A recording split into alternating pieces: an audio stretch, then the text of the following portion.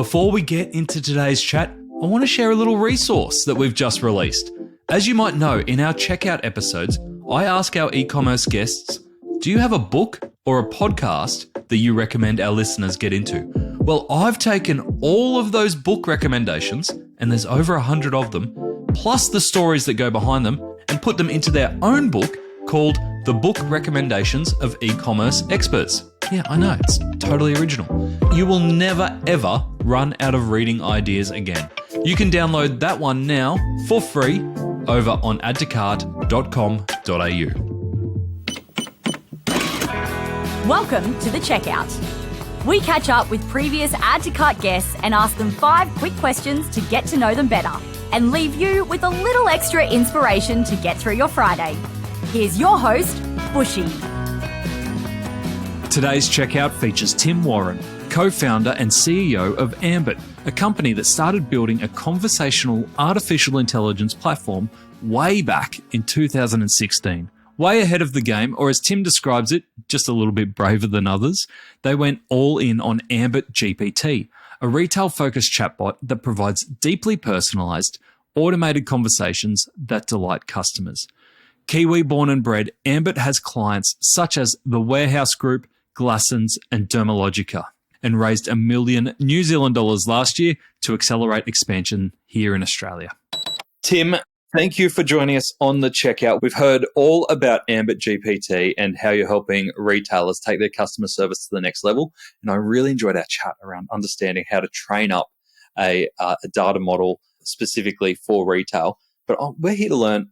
I feel like we learned a lot about you actually on our last chat. We covered a lot of things from moisturizers to Harry Potter analogies, but we're here to learn even more about you. I've got 5 quick questions. Number 1, what's the weirdest thing that you've ever bought online? Yeah, thinking about that, nothing very weird actually, but during lockdown, because I think many of us did a few unusual lockdown purchases, I ended up buying quite a bit of art, and the most unusual thing I bought was a laser engraved native wood skateboard to hang on the wall, and it went missing because I ordered it right at the beginning of lockdown, and it went missing for 4 months, and I ended up getting it, which was very exciting, but it's about as unusual as I get. Oh, are you a skater? I'm not, but I really like skateboards, so I just bought it to look pretty. Yeah, awesome. How good. All right, number 2, who is your favorite retailer? So I had a good think about this one, and I can't pull out a single name. And also, I shouldn't because I want to work with all of them. But I would say that the people that blow me away is when I go, and I see a lot of retail websites. Right? I see a new one every day, and I meet hundreds of them at events that you and I both go to. So when I see something new that I haven't heard about before, I'm always so impressed by them. And if I want to list one particular thing, I think Glassons did a pretty cool thing on their website where they introduced a feature with your camera, and you could take a photo of someone's outfit and it would try and look through their own catalogue and build the outfit. And I thought that was amazing. It's pretty cool. Should come with a warning to customers, though. Tell people what you're doing when you're taking random photos of people in the street. And also kind of weird because I'm a guy and Glassons is a woman's shop. And so it dressed me well, but I've never worn that outfit, I got to say. You had to tell people, seriously, I'm user testing here. I'm user testing. It's all right. They're a customer. All right, number 3. Which e-commerce practice do you wish was history? Oh, this would be anything to do with pop-ups or telling me about cookies and tracking and anything like that. It's just become a mess, hasn't it? Like, it has to be solved. It can be sorted. We're meant to be moving into a cookieless future. I've been hearing about that for 4 years. I don't know if we've gotten any closer, but any form of pop-up just kills me. Do you think AI will have any role to play in that cookieless world and helping privacy and tracking? It absolutely will if people care about their customer. Okay, good. Can you recommend a book or a podcast that our listeners should immediately get into? Yeah, this is completely off topic, so you might just ban it. So the one I would say, my absolute favourite audiobook is called Seeing Like a State by a guy called James C. Scott, and it's about how all of these plans of states and how everything should be ordered just doesn't work. And I highly, highly recommend it. As in states like systems? Seeing like a state, like the state, seeing like a government kind of thing. Gotcha. I'll send you the link. It's great. Yeah, I'd love that. That's great. How did you get onto that? When everyone else is asleep, I don't really sleep. And so I find if I read books, I stay awake. So I turn on audiobooks, and after a couple of hours, I drift off.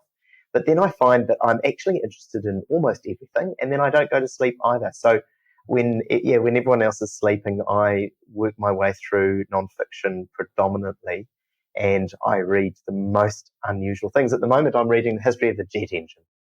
Oh, wow. Yeah. Okay, cool. You're like you're training your own AI system in your head. I'm like an LLM, but yeah. And then you said you had a second book? Yeah, second book.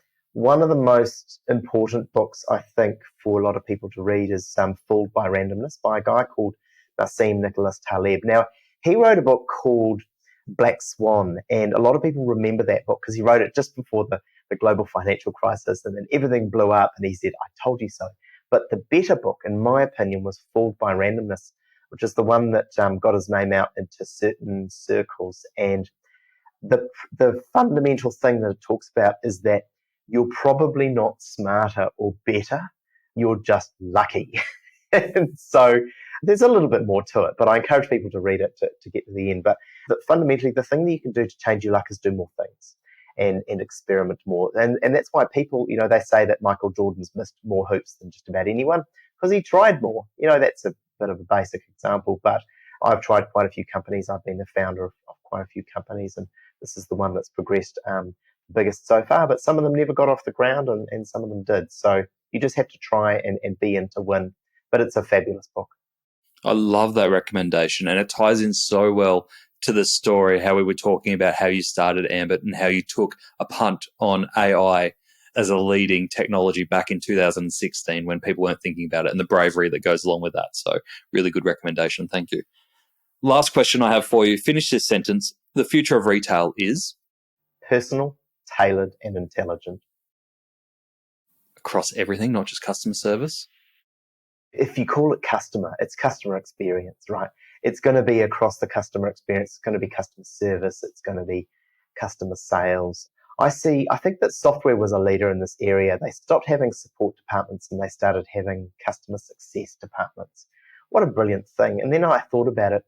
Almost everything fits into the customer success department. Sales does as well. You want to sell to someone who's successful so they keep coming back for more.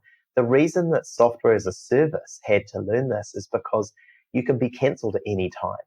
So if you're constantly having to earn by delivering value, you're going to be at the top of your game. So I think that retail is definitely heading in that direction. Some experiences I have are just fantastic, and I think the world's going to move there. I think bricks and mortar becomes the pinnacle experience. The average and the commoditized moves online. Why go to a store to buy something you can get anywhere? If you're going to buy one of those books that I mentioned, you can get the same book from anywhere. But if you want to go and have a beautiful tailored suit made, where are you going to go? You're going to go to a tailor. You just said that in-store experience is the pinnacle of retail on an e-commerce podcast. What are you thinking? It works together. But I love that. It's the customer experience overall. And look, that's a super interesting point, right? Like, so what if someone's e-commerce only? The question is, how do you give them that experience? And people, they create that at-home in-store experience. They buy 3 pairs of shoes to work out which one's right for them. And people are doing that today already. So sorry if I dropped you on that one. No, that's okay. I'm going to give up this podcast and start a physical retail podcast. I think you should do that. Maybe a coffee stand. Yeah. Tim, thank you so much for joining us on the very last checkout and the very last episode of Add to Cart ever. Thanks. To hear more from Tim, jump back into episode 320, where Tim unpacks the different types of data behind the platforms. He shares how retailers can get the best out of their chatbot and tells us how to stop the black hats from winning in the Wild West of knowledge engineering. Thanks for listening, and until next time, keep adding to cart.